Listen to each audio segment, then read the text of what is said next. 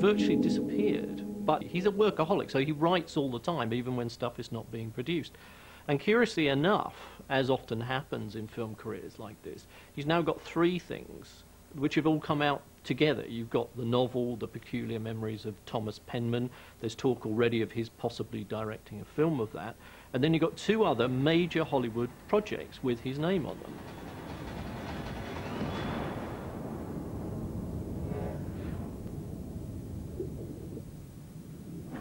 I wrote In Dreams for Spielberg, you know, for him, who clutched it to his tit on his boat in the Atlantic, saying, "Bruce, this is my next picture." Within a week, Neil Jordan was directing it. But that's Hollywood. Neil got Bruce's script, which he thought there were great elements of, and did a rewrite. I don't think he's in any way belittled what Bruce has put into the script. If anything, I think he's just taken it to another area.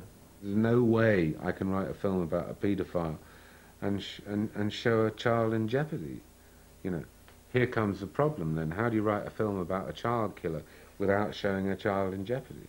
That was the big problem. And it took me 3 months to work out a way to solve that, and I did solve it, and Neil took 3 minutes to bust it.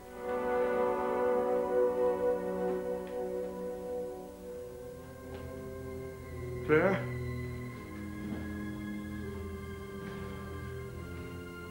Claire? I don't think you hire Bruce to write your screenplay. You hire him to write his screenplay.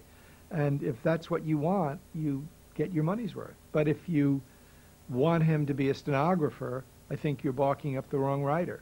Oh, everything I've ever written's been fucked. I mean, the only reason I wrote this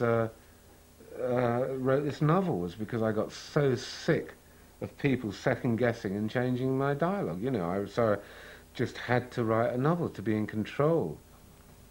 And Withnail and I and Thomas Penman are the only things I've ever totally controlled as a writer in my life. And they're my favourite things, because they're what I want to do, you know.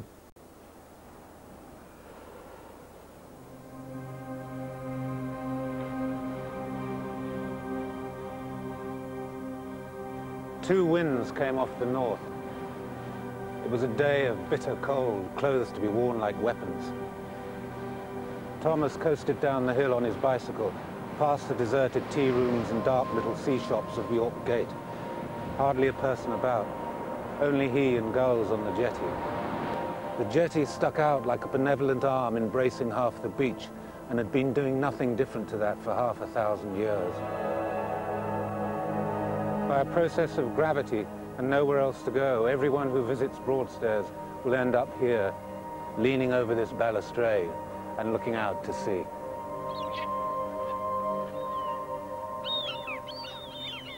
Bruce's new novel is full of the inverse notion that the seaside town is this place of frivolity and fun.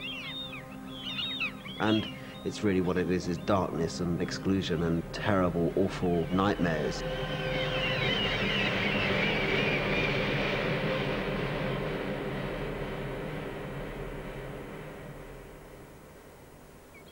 It's about me as a child growing up in Broadstairs with a mad fascist dad and a mother who was ruined by what had happened in her life. There's a line in Thomas Penman, "I was brought up like vomit." The situation at home had gone from bad to worse, and Thomas started stacking saucepans inside his bedroom door. He kept a permanently wired Black & Decker under the bed with a 3/8 masonry bit in the chuck. If Rob got on top of him, he would drill a hole in the back of his head. There was also a 3-foot wood saw in case of power cuts. While being strangled, Thomas would attempt to saw his father's legs off.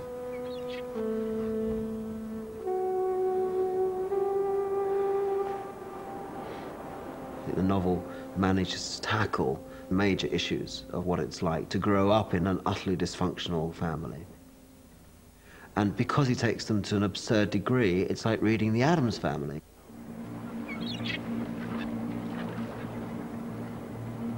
"Listen," said Thomas. "Shut up," snarled Rob on his feet like some awful flesh engine. "You're just a loud-mouthed, lying little cunt." No slip of the tongue this, no spur of the moment either. This was a history of moments, an articulation of animosity reaching far back into Thomas's childhood. It was enunciated with such venom, such spite in the eyes. It took the breath out of everyone, including, it seemed, even the man that said it. And it was the worst thing, now and forever, that had ever been said to Thomas in his life. The novel is certainly autobiographical. I remember he came round to me once, years ago. He rang up and said, could he come round?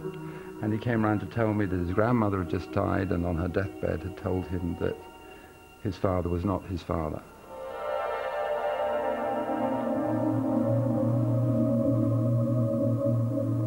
It was like the play of the week in that she started spilling the beans. You know, I was 30 years old. I always knew that this mad, bloody fascist father wasn't anything to do with me. I physically didn't look like him in any way whatsoever.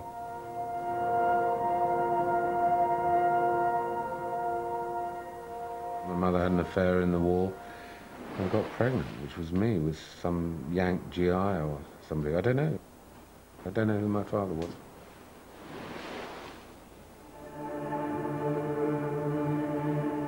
He could remember the misery, acrimony and injustice, the clear sense of foreboding when he knew he was coming home. He could remember getting hauled out and beaten like a dog, but he never cried. He made a promise then and will keep it now. I will give you no tears, I will give you no laughter. To laugh because of you or cry because of you would be sharing something with you, and I will never share anything with you for as long as I live. More than anything, his book is pure Bruce.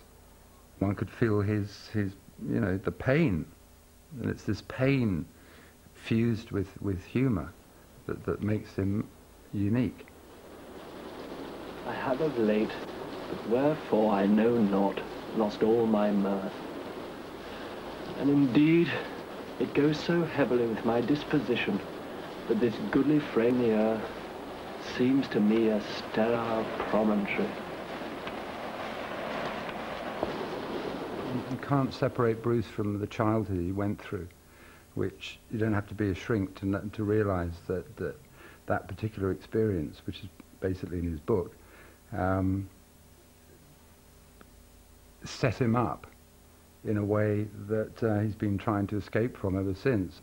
I can't ever crack it. I'll never ever crack it because I'm always telling the same story. Everything I've ever written, like The Killing Fields, is about a victim, you know, Dith Pran. Withnail and I is about a victim. It's I in the beginning, then it becomes Withnail. The Boil is about the victim. Bagley becomes the victim. Fat Man and Little Boy about the atomic bomb, about the victim, Oppenheimer. Thomas Penman's about a victim, a little kid, a victim. And I constantly am retelling that story. But that's the thing that I've always felt all my life, is that I am a victim because I wasn't loved as a child. And I have to try and work it out again. Okay, well, I haven't busted it on the last one. Let's have a go at another one. No, and then he says, you know why I'm here? I'm here because of a psychiatrist, some crazy manic fucking Scottish bitch. She told me I'm in love with you. That's what he said. I've got 4 more pages to write, then all I've got to do is type it up. I'd rate Bruce Robinson as one of the top but eccentric talents in filmmaking. You take the kind of hymnal passion, the pure hymnal passion of The Killing Fields. I mean, it soars, that movie, a bit like Nessun Dorma, with the kind of eccentric, warty quality of Withnail and I. And then the frigidity and rather kind of long-toothed cold-bloodedness of Jennifer 8. And these are all the same person, and the delight, I think, is that Bruce is capable of being all those people, and he doesn't mix them up.